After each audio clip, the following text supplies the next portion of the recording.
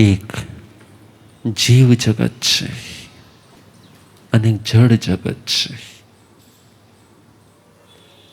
ચેતના જેનો ગુણધર્મ હોય છે, સંવેદના જેનો ગુણધર્મ હોય છે, જ્ઞાન જેનો ગુણધર્મ હોય, અનુભૂતિ જેનો ગુણધર્મ હોય, એને ચૈતન્ય કહેવાય છે.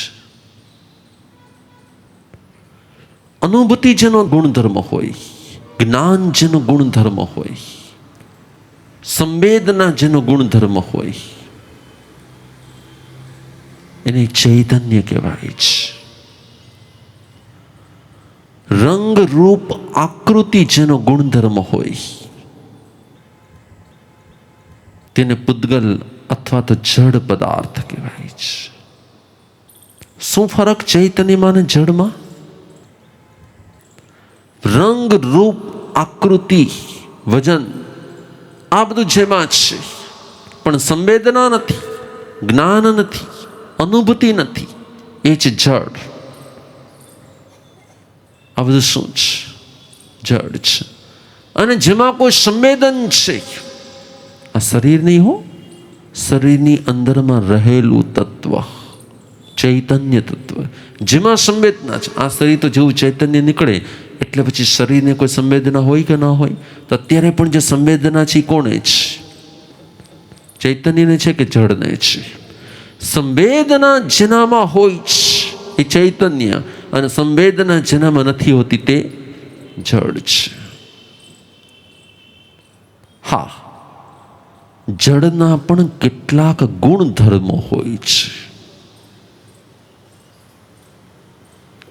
જડના પણ કેટલાક ગુણધર્મો હોય છે. ઠંડુ, ગરમ, જ્યાં ચિકાશ હોય ત્યાં ચોંટવું, જ્યાં વેવ્સ હોય, મેગ્નેટિક વેવ્સ હોય તો ત્યાં અટ્રેક્ટ થવું, એ બધું કોના ગુણધર્મો છે? જડના. મેગ્નેટની પાસે મેટલ જ્યારે આવીને ચોંટી જાય છે તો તે સંવેદનાને કારણે ચોંટી જાય છે કે ના વેવ્સને કારણે ચોંટી જાય છે? વેવ્સને કારણે. ચૈતન્ય જ્યારે પણ કોઈ એક્શન કરે છે, આત્મા જ્યારે પણ કોઈ એક્શન કરે છે ત્યારે આત્મામાંથી વેવ્સ નીકળે છે, અને વેવ્સ અટ્રેક્ટ કરે છે. ચૈતન્યને અટ્રેક્ટ કરે છે કે જડને અટ્રેક્ટ કરે છે? તો કે જડને અટ્રેક્ટ કરી લે છે. અને જે જડને અટ્રેક્ટ કરે છે એ બહુ માઇક્રો ડસ્ટ હોય છે, એ માઇક્રો રચકણ હોય છે. અને માઇક્રો ડસ્ટ, એ રચકણ, એને કર્મ કહેવાય છે. અટ્રેક્ટ કોનાથી થાય છે? તો કે ચૈતન્ય જ્યારે કોઈ એક્શન કરે છે એટલે ચૈતન્યમાંથી કોઈને કોઈ જાતના ભાવ પ્રગટ થાય છે. સારા, ખરાબ, ગુસ્સાના, ઈર્ષાના, ક્રોધના, વિકારના, ઈચ્છાના, કોઈને કોઈ જાત, કેમ કે કોઈ પણ જાતની એક્શન ઇમોશન વગર ક્યારે થતી જ નથી. કોઈ પણ જાતની એક્શન ઇમોશન વગર તો ક્યારે થાય જ નહીં. એક્શનમાં આપણે એક્ટિવ ક્યારે થઈએ? કંઈક ફીલ થાય એટલે કંઈક થાય તો થાય, કંઈ ન થાય તો આપણે એમને જ રહેવાના છીએ. તો આપણું જે એક્ટિવ થવાપણું જે છે એ કોના કારણે છે? ભૂખ લાગશે, તરસ લાગશે, ઊંઘ આવશે, જવું હશે, આવવું હશે, જોતું હશે, મેળવવું હશે, કોઈને કોઈ જાતના ઇમોશન આપણી અંદરમાં આવે તો જ આપણે એક્શનમાં આવી. ઇમોશન ન હોય તો એક્શનમાં ક્યારે આવતા નથી. ઇમોશન જડમાં હોય કે ચૈતન્યમાં હોય? કોઈ પદાર્થમાં કોઈ જાતના ઇમોશન હોય, ઇમોશન કોનામાં હોય? ઇમોશન એટલે લાગણીઓ, ઇમોશન એટલે સંવેદનો, ઇમોશન એટલે સ્પંદનો કોનામાં હોય? ચૈતન્યમાં હોય. સમજો જેવું છે. ચૈતન્ય જ્યારે ઇમોશનમાં આવે એટલે ઓટોમેટિક એક્શનમાં આવી જાય. એક્શનમાં આવે એટલે રિએક્શન રૂપે વેવ્સ પાસ થાય. અને જે વેવ્સ હોય ને એ મેગ્નેટિક હોય, એ એટ્રેક્ટ કરે. કોને એટ્રેક્ટ કરે? એ માઇક્રો ડસ્ટને, ડસ્ટ એટલે રચકણ, ડસ્ટ એટલે રચકણ, એ નાનકડા નાનકડા રચકણને એટ્રેક્ટ કરે અને એ રચકણ કર્મ કહેવાય છે.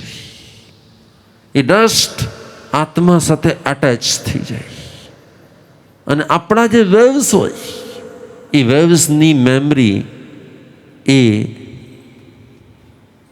ચિપ્સમાં, કઈ ચિપ્સમાં, એ જે માઇક્રો ડસ્ટની જે ચીપ હોય ને એમાં એ સેવ થઈ જાય કે તમે ગુસ્સો કર્યો હતો, તમે રાગ કર્યો હતો, તમે ઈચ્છા કરી હતી, તમે લોભ કર્યો હતો, તમે માર્યું હતું, તમે ખીજાણ હતા, તમે મારી નાખ્યું હતું, તમે જૂઠું બોલ્યા હતા.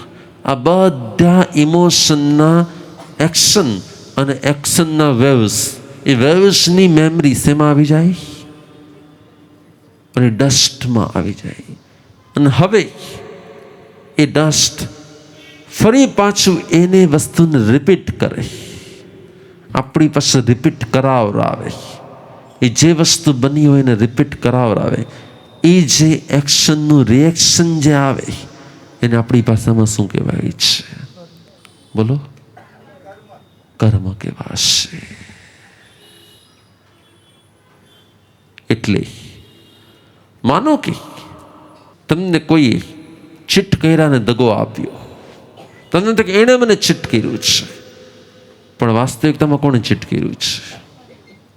તમે કોઈને ચીટ કર્યું હતું, તમારા ચીટના વેવ્સ નીકળાતા, મેમરી સેવ થઈ ગઈ છે. હવે એ જ વસ્તુ પાછી શું થવાની છે? રિપીટ થવાની છે. તમે જે બીજા સાથે કર્યું તે હવે તમારી સાથે થવાનું છે. તો પછી સામેવાળાએ તમને ચીટ કર્યું છે કે તમે જ તમને ચીટ કર્યું છે? ચેક કરો, બરોબર ખબર પડશે. તો સામેવાળાએ તમને ચીટ કર્યું કહેવાય કે તમારા કર્મો તમને ચીટ કરી રહ્યા છે? બરાબર છે. જો તમારા કર્મો તમને ચીટ કરી રહ્યા છે તો એનો મિનિંગ કે તમારી સાથે જે ગુનો બન્યો એનો ખરો ગુનેગાર કોણ હતું? અને છતાંય આપણે તે ગુનાની સજા કોને આપીએ છીએ? છતાં આપણે તે ગુનાની સજા કોને આપીએ છીએ? બીજાને આપીએ છીએ કે પોતાને આપીએ છીએ? છતાં આપણે ગુનેગાર કોને માનીએ છીએ? એટલે ખરો ગુનેગાર કોણ છે? ખરો ગુનેગાર કોણ છે? જવાબ જોઈએ છે. ખરો ગુનેગાર કોણ છે? ખરો ગુનેગાર આપણી અંદરનું ઇમોશન છે. આપણી અંદરની લાગણીઓ, આપણા અંદરના ઇમોશન આપણને એક્શનમાં લઈ જાય છે, એક્શન કર્મમાં લઈ જાય છે અને કર્મો એના ફળ સુધી લઈ જાય છે. તો ખરો ગુનેગાર કોણ બની ગયો? મારી અંદરના ઇમોશન. આ ઇમોશન આવે છે નથી? ઇમોશન એટલે બધી જાતની લાગણીઓ, રાગની, દ્વેષની, ઈર્ષાની, હિંસાની, જૂઠની, ચોરીની, અભ્રમની, પરિગ્રહની, આ બધી લાગણી એને ઇમોશન કહેવાય. આ બધી લાગણીઓ આવે છે માંથી. તમે વિચાર કરો, તમે સાવ એકલા હો ને, તમે સાવ એકલા હો ને, તમે સાવ જ એકલા હો ને, તમારું કાંઈ જ ન હોય ને, તો તમને લાગણીઓ આવે કે ના આવે?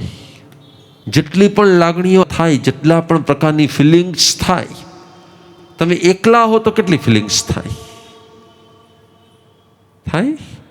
ચેક કરો, થાય કે ના થાય? એટલે જેટલી પણ ફિલિંગ્સ થાય છે, જેટલા પણ ઇમોશન આવે છે, જેટલી પણ લાગણીઓ થાય છે, જેટલા પણ સંવેદનો થાય છે, ક્રોધના, ઈર્ષાના, દ્વેષના, મારાપણાના, કોઈ પણ જાતના જેટલા પણ ઇમોશન થાય છે એ એકલાને થાય કે બેકલાને થાય? બેને થાય. એટલે હવે તમે મને કહો, ખરો ગુનેગાર કોણ છે? ઇમોશન છે કે ઇમોશનનું રીઝન કોઈ છે? જ્યાં સુધી તમારું કોઈ છે અને જ્યાં સુધી તમે કોઈ ના છો, ત્યાં સુધી તમને ઇમોશન થવાના છે. અને જ્યાં સુધી ઇમોશન આવવાના છે ત્યાં સુધી તમે એક્શનમાં આવી જવાના છો. અને એક્શનમાં આવશે તો વેવ્સ બહાર આવવાના છે. વેવ્સ બહાર આવશે તો કર્મો લાગવાના જ છે. કર્મો લાગવાના જ છે તો કર્મ ભોગવવાના છે. કર્મ ભોગવવાના જ છે અને વળી પાછું બધું ઊભું થવાનું જ છે. જેવું બધું ઊભું થશે તમે પાછા એમાં જોડાઈ જવાના છો. તમે એમાં જોડાઈ જશો એટલે ફરી પાછા ઇમોશન આવવાના છે. ફરી ઇમોશન આવશે એટલે ફરી પાછું તમે એક્શનમાં આવશો. તમે એક્શનમાં આવશો એટલે ફરી પાછા વેવ્સ બહાર આવશે. વેવ્સ બહાર આવશે એટલે કર્મો અટ્રેક થશે. કર્મો અટ્રેક થશે એટલે પાછું કર્મો સાથે તમારું કનેક્શન સ્ટાર્ટ થઈ ગયું. કર્મ સાથે કનેક્શન સ્ટાર્ટ થયું એટલે પાછું કર્મ ઉદયમાં આવશે એટલે ફરી પાછા સંયોગો ભેગા થશે. સંયોગો ભેગા થશે તમે પાછા એની વચ્ચે શું થઈ જશો?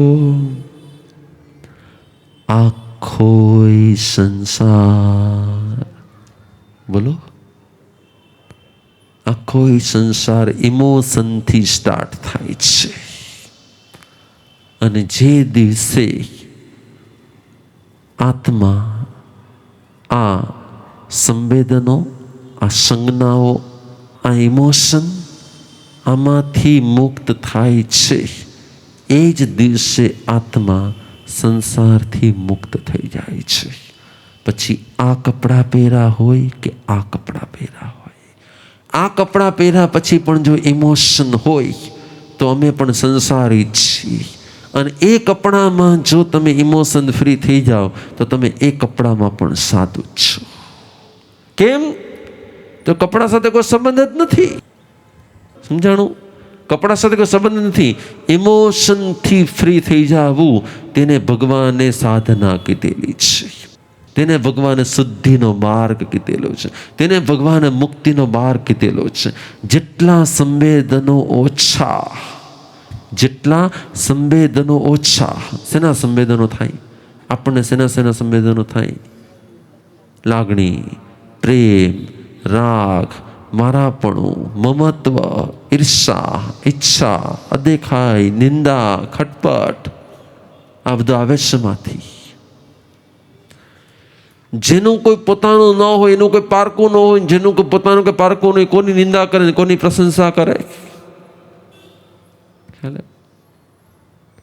એટલે પરમાત્માએ કર્મોથી જેને મુક્ત થવું છે તેના માટે એક જ રસ્તો બતાડી દીધો છે. તું ઇમોશનથી મુક્ત થઈ જા. અને જેને ઇમોશનથી મુક્ત થવું છે એને સૌથી પહેલાં પોતાના સંબંધોને શું કરવાના?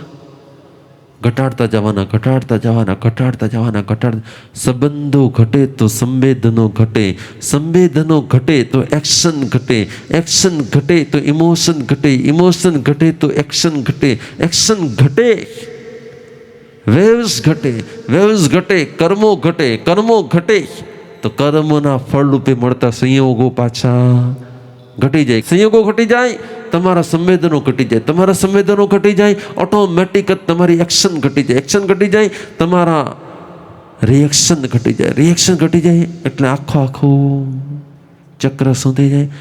એટલે સાધુપણું એટલે શું? સંબંધો અને સંયોગોને ઘટાડવા, તે સાધુપણું છે. દીક્ષા લેવી તે સાધુપણું નથી.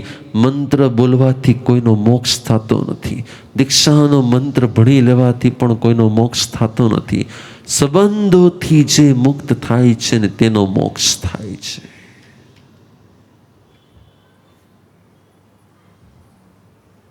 અને સંબંધોથી મુક્ત થવું ને તે કર્મોથી મુક્ત થવાનો ઉપાય છે. કર્મોથી મુક્ત થઈ ગયા તો સંબંધો સર્જાશે જ નહીં. અને સંબંધો સર્જાશે નહીં તો કર્મો સર્જાશે જ નહીં. અને કર્મો જ નહીં સર્જાય તો આખો સંસાર શું થઈ જશે? છૂટી જશે. ધર્મ કોને કહેવાય? જેમાં કર્મ ઘટે તેને ધર્મ કહેવાય. જેમાં કર્મ ઘટે તેને કર્મ ક્યારે ઘટે? તો કે જેના સંબંધ ઘટે ને તેના કર્મ ઘટે, જેના સંબંધ વધે તેના કર્મ વધે. સંબંધો ક્યારે ઘટે? જ્યારે તમારું ઇમોશન ઘટે એટલે સંબંધો ઘટે. જેમ જેમ તમારું ઇમોશન ઘટવા લાગે એમ સંબંધો ઘટવા લાગે.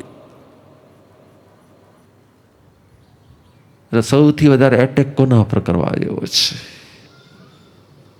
બોલો. ઇમોશન ઉપર. અને ઇમોશનમાં પણ સૌથી વધારે આપણી પર એટેક કોણ કરે? ઇમોશન કેટલા પ્રકારના હોય? તો ભગવાન કહે છે કે ક્રોધ, માન, માયા અને લોભ. પણ આ ચારમાંથી પણ આપણી પર સૌથી વધારે એટેક કોણ કરે? ક્રોધ તો ક્યારેક આવીને વયો જાય, કાયમ ન રહે. માન પણ ક્યારેક જ રહીએ કે કાંઈ માટે માન ન રહીએ. માયા પણ તો કાયમ ન કરી શકો. લોભ એટલે કે મમત્વ, મારાપણું, રાગ. બોલો, સૌથી વધારે કેવું હોય? ક્રોધ વધારે હોય, માન વધારે હોય, માયા વધારે હોય કે લોભ વધારે હોય? માયા ચીટિંગ બહુ સમય ન ટકી શકે, કેમ કે બહુ બધી વાપરવી પડે, બહુ પ્રયત્ન કરવો પડે. મમત્વ, મારાપણું, રાગ એ સૌથી વધારે કર્મોનું કારણ છે. જેનું કોઈ મારું નહીં, જેનું કોઈ મારું નહીં, તેના કર્મો સાવ ઓછા હોય છે. અને કોઈ એક જે દિવસે તમારું બને ને એ દિવસે એકની પાછળ લંગર ચાલુ થઈ જાય. આપણું કોઈ હોય જ ન શકે. ગમે એટલાને આપણે પોતાના માનતા હોઈએ, કોઈ આપણા હોય જ નહીં. દરેક પોતાના સ્વાર્થના હોય. શું હોય? જ્યાં સુધી તમારા થકી તેને સુખ મળે ત્યાં સુધી તે તમારા હોય. જે દિવસે તમારા થકી સુખ મળવાનું બંધ થાય એ દિવસે એ તમારા હોય કે ન હોય? ન જ હોય. એટલે તમારે સૌથી વધારે સાધના કરવી હોય ને તો સામાયિક અને પ્રતિક્રમણ કરવું જોઈએ કે મમત્વ ઘટાડવું જોઈએ? કોનું મમત્વ ઘટાડવું જોઈએ? લિસ્ટ બનાવો. તમારું મમત્વ કોની તરફ છે? તમારું મમત્વ કોની તરફ છે? લિસ્ટ બનાવો. તમને મળશે, હમણાં લિસ્ટ બનશે. કોણ કોણ છે લિસ્ટમાં? પત્ની, દીકરી, પતિ, પરિવાર, પછી ધંધો, બિઝનેસ, કારોબાર, પછી બાકી બધા સંબંધો, બાકી બધી લાગણીઓ, પૈસા. એના કરતાં પણ સૌથી વધારે સંબંધ કોની સાથે છે? કોની સાથે છે? શરીર સાથે. કોની સાથે છે? શરીર સાથે છે. આ સંબંધ જે દિવસે છૂટવા લાગે છે ને, આ સંબંધ જે દિવસે છૂટવા લાગે છે ને તે દિવસે સંસાર છૂટવા લાગે છે. અને આ સંબંધ જ્યાં સુધી છે ત્યાં સુધી ઇમોશન છે, ઇમોશન છે ત્યાં સુધી અટ્રેક્શન છે, અટ્રેક્શન છે ત્યાં સુધી એક્શન છે, એક્શન છે ત્યાં સુધી રિએક્શન રૂપે કર્મો છે, અને કર્મો છે ત્યાં સુધી સંસાર. તો આજનો મંત્ર એ છે, તમારો સંબંધ ઘટે તો તમારો સંસાર ઘટે. તમારા સંબંધ ઘટે તો તમારો સંસાર ઘટે. તમારા સંબંધ વધે તો સંસાર વધે. બધા હોય છતાં તમે કોઈના ન હોવા જોઈએ. બધા સાથે હોય છતાં તમારી સાથે કોઈ ન હોવું જોઈએ. બધા પાસે હોય છતાં તમારી પાસે કોઈ ન હોવું જોઈએ. હેલો, એવું બને? પણ એવું થતું નથી ગુરુદેવ. પ્રોબ્લેમ ત્યાં જ છે. અને જ્યાં સુધી પ્રોબ્લેમ છે ત્યાં સુધી તમે પણ બધા માટે પ્રોબ્લેમ છો. બસ ટ્રાય કરો. સંબંધ ઘટે તો સંસાર ઘટે. ઓમ શાંતિ.